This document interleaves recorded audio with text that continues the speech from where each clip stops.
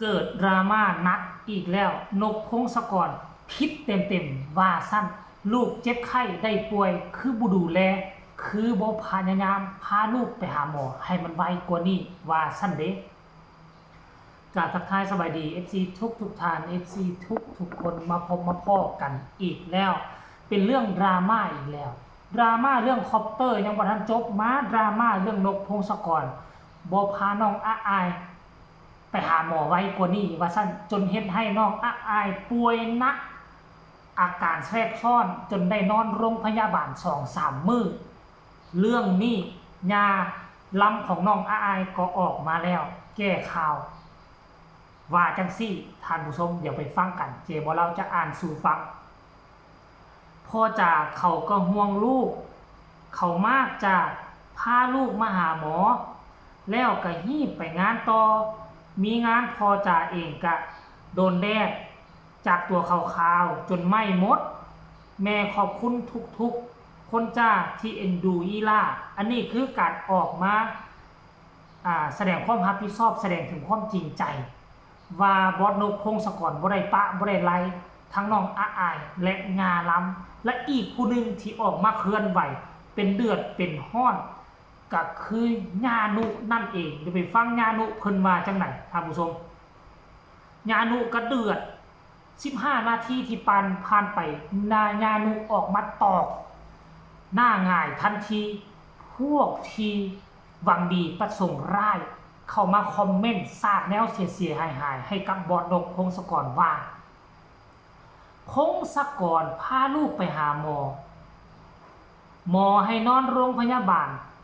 ต้องกลับมาทำงานสรุปพงศกรบ่ดีเลยอีห้าดราม่าหาสอต่อเฮ็ดหยังโอ้ยนักหนาสากันอย่าให้ญานุต้องเป็นผู้ได้ออกมาปกป้ององค์กรปกป้องบอสนกพงศกรปกป้องอายเด้อเดี๋ยวพวกเจ้าจะหนีบ่ทันความหมายของพวกที่หวังดีประสงค์ร้ายนั่นก็คือโจมตีไปใส่พ่อนกพงศกรฮู้ว่าลูกสาวนอนไข้อยู่เฮือนตั้งแต่มื้อคืนนี้เป็นอย่างตื่นเช้ามาบ่เอาลูกไปห้องหมอหรือในค่ำคืนนั่นคือบ่พาลูกไปโรงพยาบาลตอนกลางดึกเลยแน่ความหมายว่าน่ะย้อนว่าเอาไปซ่าแหละมันจึงก่อเหตุเป็นแนวนี้ได้นอนโรงพยาบาลหลายวันว่าซั่นเด้บางคนก็ว่าเป็นอย่างคือทิ่มลูกเอาลูกไปโรงพยาบาลฮอดมื้อหมอแล้วเป็นอย่างโตจึงหนีออกมาคือบ่เฝ้าลูกคือบ่ดูแลลูกงานคอนเสิร์ตงานนั่นบุคคลที่สำคัญที่สุดคืออายกับพ่อนกพงศกรขาดกำลังรักคือน้องอายกันยังพ่อไหวขั้นท่าพ่อนกพงศกรไปแต่ขั้นขาดนกพงศกรขาดน้องอายงานนั่นก็แสดงว่ามันทำการแสดงบ่ได้มันจะยุดทันทีแล้วยุดทันทีความเสียหายมันยิ่งใหญ่มหาศาลใครจะรับผิดชอบให้ผู้ที่มันมาคอมเมนต์โจมตีนกพงศกรมันกล้ารับผิดชอบบ่มันจะจ่ายความเสียหายบ่ฝากคำถามนี้ไปถามมันเบิ่งก็เข้าใจนี่พอเป็นผู้พาไปหาหมออย่างดีอัดคลิปมาพร้อมถึงมือหมอแล้วทอดวินาทีพอต้องเดินทางไปคอนเสิร์ตถ้าบ่ไปชั่วโมงนั้นมันจะบ่ทันงานคอนเสิร์ตพอกับสุดความสามารถอยากอยู่นำลูกถ้าวันนั้นบ่มีคอนเสิร์ตพอคงบ่หนีไปใส่พอคงอยู่คงนอนดูแลลูก 100% ดังที่น้องอายเคยเจ็บเคยเป็นที่ผ่านมาเฮาก็เห็นแล้วคนใดที่ติดตามเสียงยีฮกติดตามนกพงศกรจะเข้าใจความหมายและจะเข้าใจความรู้สึกถึงว่านกพงศกรบ่ออกมาเว้าแต่ว่าบอสนุออกมาเว้าก็ซ้ำเป็นตัวแทนของนกพงศกรและคำเว้าของบอสนุครั้งนี้มันถูกต้องที่สุดขอยกมือให้แล้วจะเอามาเป็นประเด็นดราม่าเฮ็ดหยัง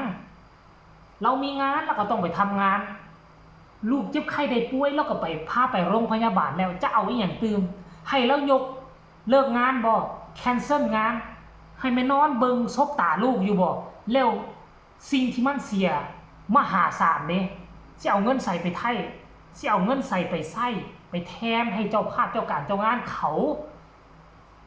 บ่แม่นว่ามันสิยกเลิกง่ายๆโอ้ข่อยบ่ไปลูกข่อยเจ็บยกเลิกเด้อมันบ่แม่นเด็กน้อยอมมือใดที่จะมาล้มกันง่ายๆแบบนั้นผู้เขาจัดการจัดงานเขาก็มีเสียค่าที่ค่าทางค่าสถานที่ค่าดนตรีโอ้ยหลายสิ่งหลายอย่างที่เขาลงทุนไปมันบ่แม่นง่ายๆได้ทุกคนมาฟังคำคิดคำเห็นหลังจากบอสนุโค้ดสวนกับสุดยอดจ้าคะแนนเต็ม10ให้11เลยผู้นี้ว่าอย่าให้ย่านุได้ทำงานจัดหนักจัดเต็มที่คะย่านุจัดหนักเลยค่ะว่าซั่นขอร้องอย่าเล่นกับระบบกำลังใจค่ะย่านุผู้ต่อมาจัดหนักเลยค่ะคุณย่าสมยาดราม่าถ้ายานุจัดละสิหนาวชอบย่านุตรงนี้แหละ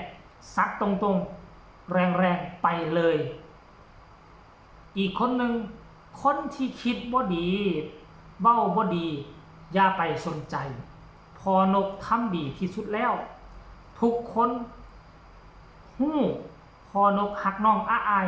มากซำใดเป็นพลังบวกให้นะคะหายไวๆนะคนเก่งพักผ่อนให้มากๆนะผู้ต่อมาอยากให้ญานุโมโหอยากให้ญานุโมโหเด้อคนที่มาเม่นไม่ดีขนาดเขาทำคลิปอยู่กับลูกมาให้ดูยังงี่เง่ากันอีกพ่อจ๋ารักลูกมากดูเขาดูแลกันมาตั้งแต่เอาน้องมาอยู่ด้วยอุ้มน้องลงเวทีแต่งตัวหวีผมดูแลทุกอย่างเอามันคักๆแนวบ่ดีแนวเว้าให้คนเสียใจเว้าดีคักพอลูกเขาฮักกันกระดอกเอามาฝากกันซ้ำนั่นแหละดราม่าทุกเรื่องค่ะแบบนี้เขาเรียกว่ารักศิลปินแบบไหนกันคะนี่คือส่วนหนึ่งของบรรดา FC แฟนคลับที่เข้ามาประกอบคำคิดคำเห็นหลังที่พอนกพงศกรเจอดราม่าถูกกล่าวหาว่าบ่ฮักลูกสาวอาอายจึงกลายมาเป็นประเด็นดราม่าญานุออกมาสัดกับแบบถล่มทลายแบบมุดดีแบบมุดดินหนีจนบ่ทันคลิปนี้เอามาฝากเอามาต้อนกันเพียงซ้ำนี้ฝากทุกคนกดไลค์กดแชร์กดติดตามให้แน่เพื่อจะพลาดในคลิปต่อไปที่สำคัญจะกดข้ามโฆษณาไปมีคำตำหนิติชมคำคิดคำเห็นแนวใดต่อเหตุการณ์ในครั้งนี้ก็สามารถส่งข่าวมาใต้คอมเมนต์ขอให้น้องอาอายหายดีภายในมือนี้มืออื่นอยากเห็นน้องอาอายออกมาเต้นดองอยู่นอกโรงพยาบาลแล้วคลิปนี้ขอฝากขอกล่าวคำว่าสบายดี